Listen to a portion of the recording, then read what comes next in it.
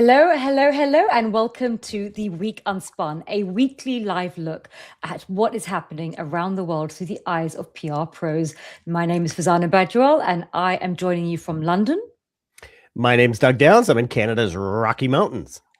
And I'm David Gallagher in my hometown of Round Rock, Texas. And if it's okay, I'm going to introduce our special guest, Joanna Gordon. She will, for reasons that will be obvious later, she'll say why she's here and why we're so happy to have her. But this relates to the World Economic Forum's annual meeting in Davos next week. But I'll say, Joanna, thank you.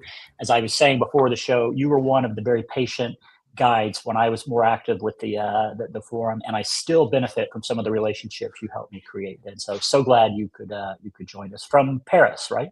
Exactly. Delighted to be here and get to contribute to some of the discussions today. So thank you. Welcome, Joanna. Now, this week seems incredibly packed, as is every week, let's be honest. Now, please do drop your thoughts in the chat, comment away, and we will see if we can try and get to them before the end of the show. Now, we've got three stories that we're going to do a bit of a deep dive on. We're going to start off in Greenland, where security language is colliding with sovereignty. And Greenland is, of course, fighting to stay the author of its own story. Now, we're then going to head over to Minnesota, where the tensions are rising again after a second ICE-related shooting, and the real fight is over legitimacy and who the public trusts when force enters the frame. And finally, we'll close at Davos, where the world's biggest leaders and brands are heading over there next week, competing to define what it looks like, the world in 2026, from boardrooms to big world stages. And Doug, let's start off with Greenland. All right. And, every week, the three of us, we try actively to keep Donald Trump out of the news headlines that we're trying to cut, right? Like the three, how do we keep him out? And yet we've got him in Greenland and we've sort of got him in Minnesota as well. Tensions around Greenland have escalated, right? After renewed U.S. political statements arguing that American control of the island is necessary for national and international security. Denmark and Greenland rejected the idea outright, restating that Greenland is not for sale and that its future rests with its people. Now, in parallel, Denmark and its allies have increased military visibility in the Arctic, including deployments and exercises around Greenland, framed as routine, but they're clearly symbolic. NATO is positioning these moves as collective defense, not escalation, where diplomats search for a way to manage security concerns without reopening the sovereignty question. Now, to the public relations perspective, this is a story, in my opinion, about who gets to define security and how language makes power sound reasonable. When the United States speaks, it uses the calm voice of protection. Denmark and Greenland answer with a tougher word: sovereignty, autonomy. The first battle is the frame. National security is meant to end debate by sounding technical and inevitable. Denmark and Greenland, their words are very clear. We're not for sale, because once you argue terms, you've already accepted the idea. In comms, this is the rule. Never speak the dialect of the opposition. Use your own words. Another note from a comms perspective is alliance signaling. The military moves are not just strategic, they're communicative. The message is reassurance. We're present, we're united, without validating the claim that unilateral action is necessary. The risk is fine, but real. If your response looks reactive, you strengthen the story you're trying to contain. And the final chapter is Greenland's balancing act. Its leadership has changed since this article in Time in 2021, but the position has stayed careful and consistent. Greenland does not want to keep the United States out. It wants more presence, more partnership, more investment. Greenlanders want America. They just don't want to be American. The communications risk is real. Asking for support can be misread as surrendering agency. Now, the lesson here is sharper than it looks. You can invite a partner in, but Farzana, the moment the story shifts from partnership to possession, you lose the authority that you were trying to strengthen.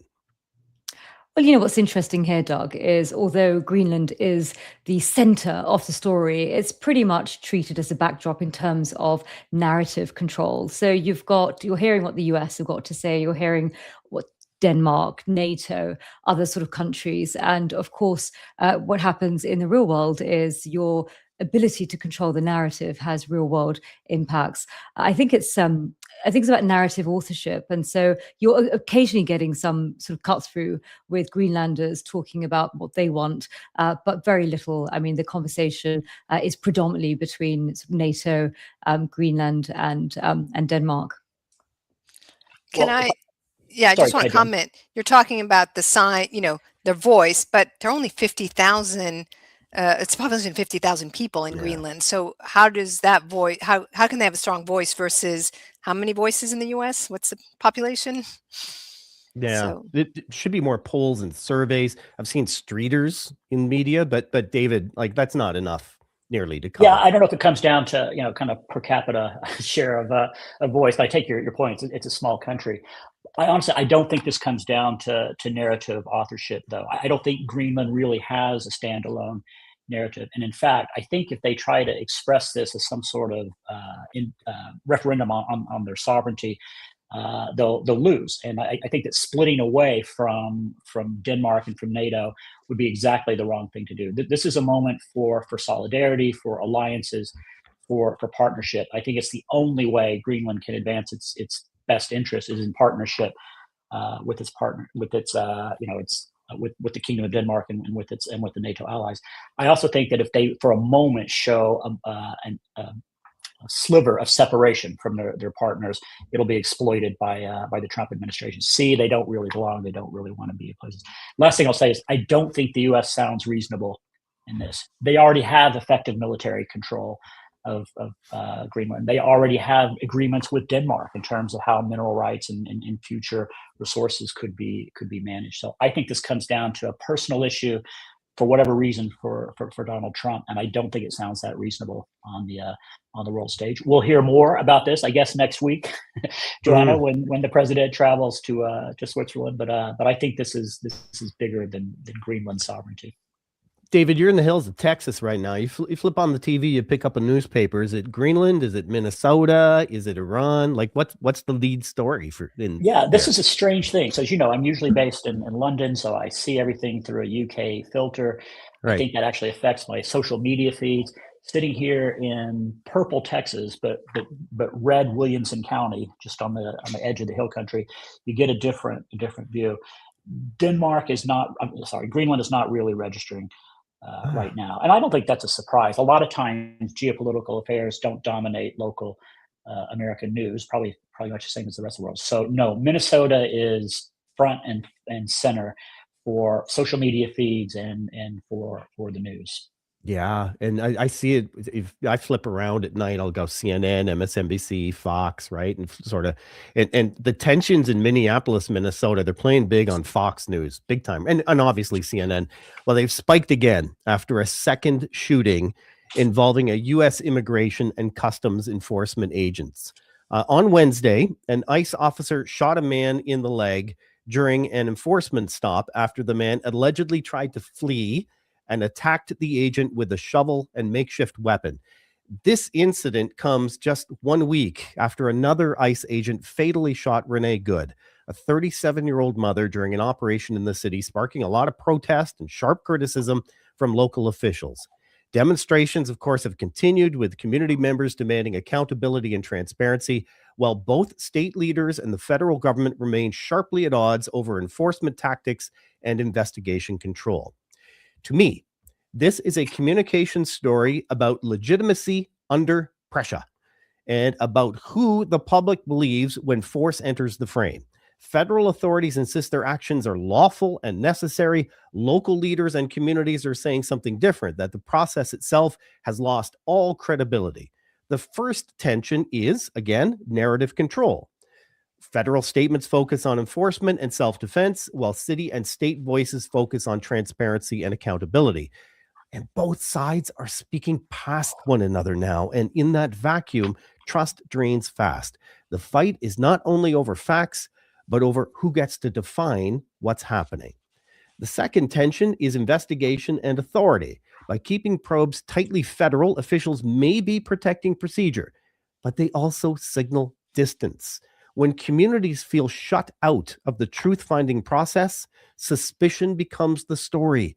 Legal caution might be rational, but it rarely leads to confidence. And the final tension is escalation. Federal deployments and hard national rhetoric raise the temperature, but local rhetoric does that too. When mayors and governors use language that paint the other side as illegitimate, it can harden camps and sharpen the street mood. In a crisis like this, everyone with a microphone owns a piece of the de-escalation, but law enforcement carries the heaviest burden because policing is not just about force, David. It's about community consent. The strongest signal is not dominance. It's restraint that people can see. Well, I agree with everything you said, maybe until that last point in terms of what the strongest signals are. And I'll save that for later. But I think this kind of boils down to where most news boils down to right now. It's not really about facts. It's not even about the sequence of events. It tends to be about feelings. And I see two feelings coming to the fore. On the local side, it's really fear. And there is a fear, and some could say a legitimate fear, about a secret police demanding documentation and shooting people in the face who may not be able to produce it or are perceived as not being fully compliant. And on the other side, it's anger. And I think there's a lot of anger directed towards people who are protesting what they see as a legitimate mission from a federal agency to address illegal immigration. And those two things are irreconcilable. The fear and the anger are almost, as you say, they're talking past each other. So I think that's one thing to acknowledge.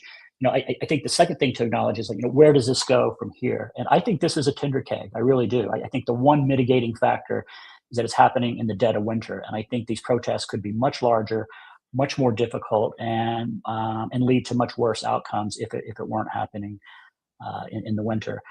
Last thing I'll say is just kind of how it's being framed. And we went from a dehumanization of undocumented workers, which has really produced a lot of anger on one side. That zone has spread out now to dehumanizing protesters. And the language being used, comply or die, is one that kind of feeds the fear on the other side. So this feels like a vicious cycle. I don't know how it gets de-escalated, but I'm watching it with real concern, real anxiety. Don't you think it's going to be de-escalated next week?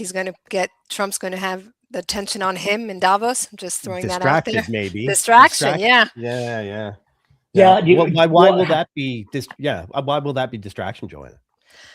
He's showing up in Davos next week. So there are 65 heads of states, and he's the only one we're talking about. And everyone is waiting to hear what he's got to say. And everyone sort of falls in line when he's there. So he can come off as being the strongest leader, and that's going to give him power to go back home and see the world's listening to me and doing what I'm asking them to do.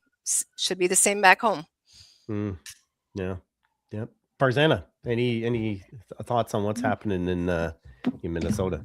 Well, I wanted to pull on Joanna's thread in terms of Davos, actually, because that's my story for the week. And as PRs, people like us, we've been working for year in, year out, trying to get media engagements for our clients, stakeholder engagement. I mean, it is super efficient for our CEOs to fly out there and meet various different people from political, government, business, and so forth. And it's just from a diary management perspective, it's really useful to physically be there, so you don't have to always try and coordinate diaries of incredibly busy people who are constantly traveling. But what I wanted to bring Joanna in is because, of course, Joanna's a proper Davos insider. And, Joanna has not only been helping bring her sort of clients, CEOs, etc., how to navigate Davos, but also has been part of the World Economic Forum team as well. So, Joanna, this is a picture of you in Davos. Now, tell us, how many years have you been going to Davos and working with them in the team, working with others outside on how to navigate it? And what has changed over this incredible trajectory, this vantage point that you have with being in that Davos world for so long? So scarily enough, it's going to be my 18th Davos. And I would say things have changed a lot. Yes, the forum was started with really this idea of bringing a multi-stakeholder platform, bringing people who have influence or who have, be it from the business world, civil society, government, together to address the world and solve some of these bigger problems together. They still all come to Davos now, but they're not there to talk anymore amongst themselves, I think. And if anybody's in comms and PR and helping companies on their Davos strategies and world economic strategies, it's about how do I use this platform, because so many people are there, but just to get my message out and broadcast it out.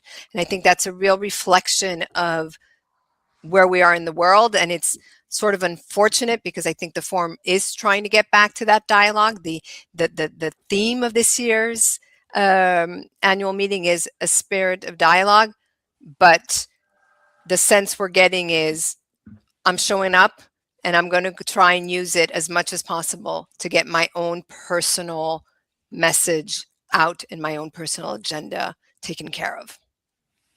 Joanna, you and I were speaking about, and again, you were so kind to me, with a few others in terms of shepherding me around the Congress Center and kind of the periphery. The periphery is now the zone now, right? I mean, that's where a lot of the action happens. They're staged events. I think there's something like 700 side events. So I'm saying this as someone who has benefited from my own relationship with people like you at the forum, big fan of its overall mission.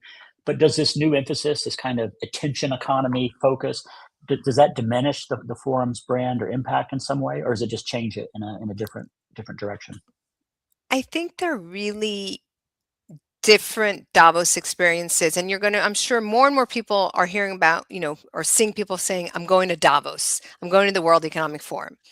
Going to Davos, which is just the name of a town in Switzerland, yes, definitely they're going to Davos. Are they going to the World Economic Forum? Most of the people are not. They're on the sideline. And what has happened is that a huge amount of media companies has started organizing sideline programming.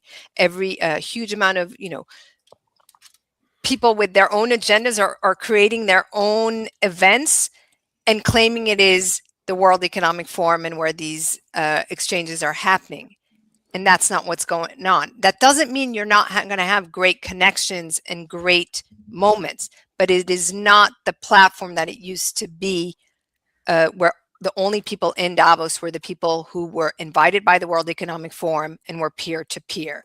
You've got here a lot of people showing up who are audience members, listening or attending events where some of these executives or politicians or people from civil society who are official WEF invitees are speaking on the outskirts and speaking to an audience, and that's something that's going on.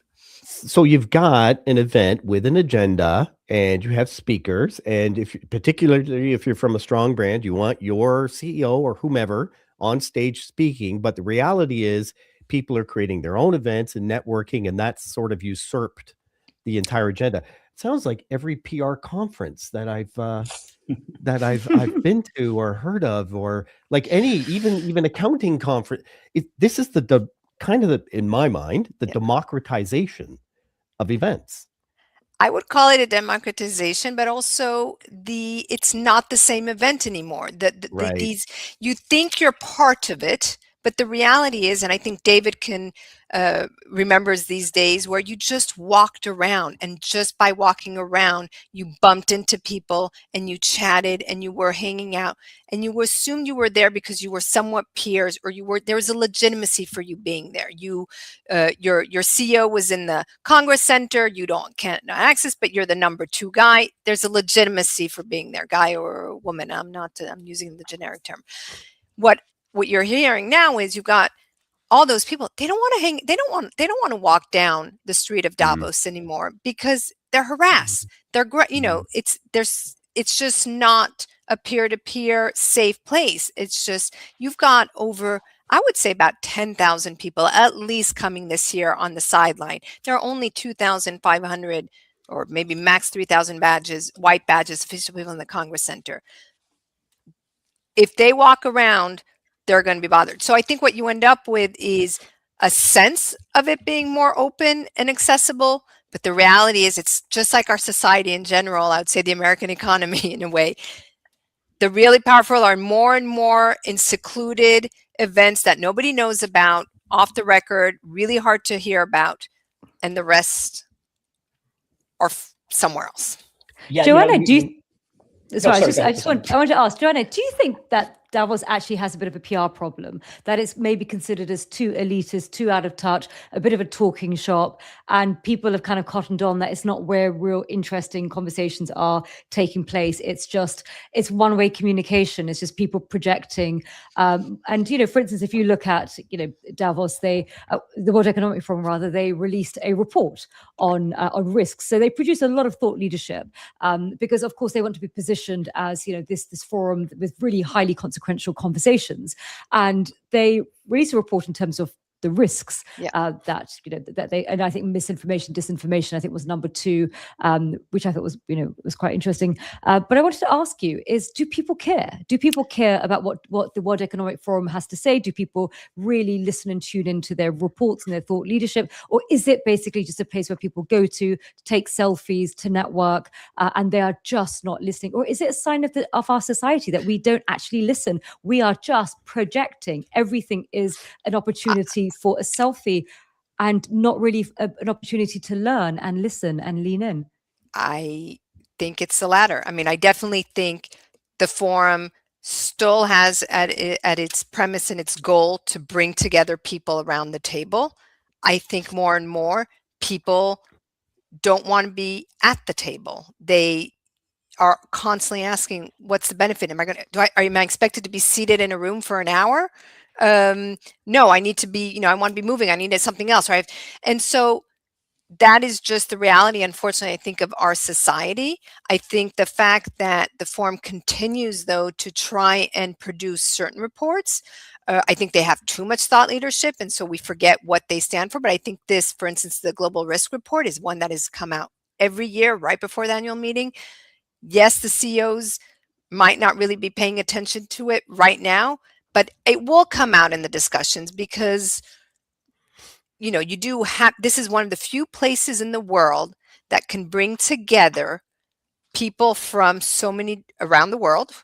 It's neutral. Switzerland's still considered neutral. And it's not and you've got business, you've got civil society, and you've got government. And there are not any other places in the world that can bring these type of people in the room. But as you pointed out, there's a festival around, and I don't think the festival gives you a sense of what's going on, but that is definitely a comms machine, and not a reactive thought, not the thought leadership and exchange that should be happening in the Congress Center. And Jonah, how much does it cost to actually go and be a delegate? And I was on a phone to a friend of mine who said to me that increasingly more and more PRs are heading out to Davos and hosting their own events, which is quite interesting. But talk us through, how much does it cost roughly? What's the hierarchy of these different color badges?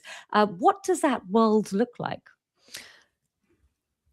There's a cost, and I don't have the latest fees. There's definitely a membership, and I think and again, it's, if you're an academic, if you're a politician, you're not paying. The private sector, it actually underwrites a huge part of the forum. The thing is that, yes, it's getting costly and costlier because you also have more and more things happening on the sideline. And I think it's a great example to see how media has used the World Economic Forum and other events to create live programming, which is something they can monetize, which they can't monetize their other traditional business. And Bloomberg, Semaphore, CNBC, Wall Street Journal, they all have parallel program to the annual meeting the entire week, and they are monetizing it because it's become pay to play there. And that's what makes it more costly. I know we're probably coming up on time, but just a couple comments on the thought leadership. I would predict, I'd probably even bet, that the global risk assessment, that report, that will be the feature of 1 million PR firm decks, presentations in the next quarter, as will the Edelman Trust barometer, which also usually debuts at Davos. So I still think it's a good platform for showcasing certain points. view or thought leadership. But Joanna, what do you tell clients who think that they might have some chance of cutting through? I mean, is that even remotely possible in the milieu that we see in Davos right now? I don't think your goal should be to come in and try to cut through. I think your goal should be about meeting and being in the room with the right people. You can cut through afterwards. That's my positioning on this. Unless you have an amazing story, an amazing angle, something important and relevant at that point in time. But this should not be about trying to, stand out. There's too much going on. There's 700 side events, not talking about what's going on in the Congress Center and things. Nothing. Your event's not going to stand out. Your speaking role is not going to stand out. But to your earlier point, I'll make this my last comment. Yeah. That's not what a lot of people are going for, right? They want to have that backdrop. They want to imply that they are in the rooms where the action is happening, and that they're part of the insider crowd. Whether or not people listen to anything they say after that, they just kind of want to be seen. And believe me, I've done the same thing. I took the same selfies when I was there. So you might even taken some of those photos. So I get it. Well, thank you so much for the inside view. I know you're going to have a busy week. In our last few minutes, I just want to shift it over because Doug, you and Prasanna, I did catch your show, the other show that you guys do. I thought it was Stories an and interesting Strategies. one. Yeah, Stories and Strategy show on aging in the PR industry. And as someone who just passed I'll just call it a significant annual milestone myself, maybe I'm a little more sensitive to this than others, but just wondering what you guys thought, if you had any takeaways from that show. Prasanna, what was your social media feed like? Because I not a huge spike, but I saw a bump on my socials from this episode with Jenny Manchester on aging. It definitely got some attention. Yeah, absolutely. I mean, ageism, it's a thing in the PR industry, and so much so that so many PRs actually decide to leave, in particular consumer PR, because they feel actually that just has an obsession with youth, and that actually to be any good at PR, you have to sort of understand what the next generation, and by having close proximity in age, the flawed thinking is that you have a sort of a feel on trends. And so it is. And I think the reason why it really struck so many people is because it exists. And I think that, as an industry, we really do need to clean that aspect of our industry up. I think we have a clip from Jenny in the episode. Let's have a listen to what Jenny had to say. The thing about ageism, which I've discovered as part of my research and talking to so many people about their experiences, is that I found ageism is one of those areas of discrimination that's sort of hidden in plain sight. It's really perpetuated by the assumptions people make around what people can do as they grow older in the profession. And those assumptions are what drive and perpetuate more and more ageism in people's workplaces, basically. And that was one of the clips we put on social media and got a good response, and like not just Facebook, where you'd think the old people go on social. So it's good. Yeah, that episode's out right now. It'll be a new episode on Tuesday, but that one's on the feed right now. I think we're out of time. Joanna, thank you so much for joining from Paris. Thank you all for having me. Yeah, we had Good luck next week. Yes. Thank you. We had a few comments. There we go. Sorry, on my screen. Anshul Sushil, and Anshul, if I'm saying your name wrong, I'm so sorry. Thanks for hosting this, folks. Very insightful. I think we had a comment from Emery Blake as well. She was looking at the numbers. Pricing, yes. Depends on how you decide to show up, but yes, it is not cheap. I don't have that 70,000 pounds as spare pocket change. And then we had one more comment, because all comments are fair as well, right? I know, David, this one, I know that won't ring necessarily true with you. And we had another one, and I'm not sure who Chris. I know a TV producer or a movie producer named Chris Atkins. Am I missing the mark on that one? I think it came up on my LinkedIn feed, and I can't look at that and look at the screen at the same time. So we'll have to assume that yes, it was to normalize it. Chris Atkins, if you can fix it, Fix it, man. Fix it. And then, of course, we had a few other comments, and you know the way these things go. We're not going to put those ones up. So, as always, thank you to our superstar producers, Emily Page and Solomon eBay. Appreciate all your work. Like you are the grease in the machinery. The Week Unspun is a co-production of Curzon Public Relations, Fullgate Advisors, Stories and Strategies podcast. Recordings on Apple, Spotify, and YouTube. Give them a listen, a like, a share. And of course, our final thought for the week. If you're someone who naturally takes control, it takes courage to soften your instinct when your instinct is control. Control feels safe. Softness feels exposed. But the moment you choose curiosity over certainty, you shift the entire emotional landscape of the room. That's not control, but that is leadership. Take care of yourself. Take care of those around you. Have a great weekend.